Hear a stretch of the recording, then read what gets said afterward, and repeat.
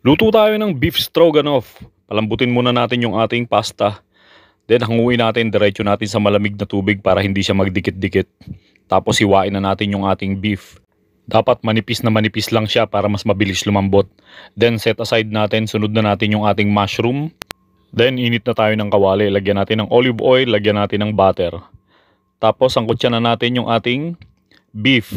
Susunod na natin yung sibuyas at bawang, lalagyan natin ng harina para pampalapot. Gigisahin lang natin yan. Tapos lalagay na natin yung ating sour cream. Kung walang sour cream, pwede kayong gumamit ng yogurt. Maglalagay na rin tayo ng mga 1 teaspoon na mustard. Tapos susunod na natin yung ating mushroom. Maglalagay tayo ng beef stock. Lalagyan natin ng asin at paminta. Hahaluin lang natin yan hanggang sa lumapot.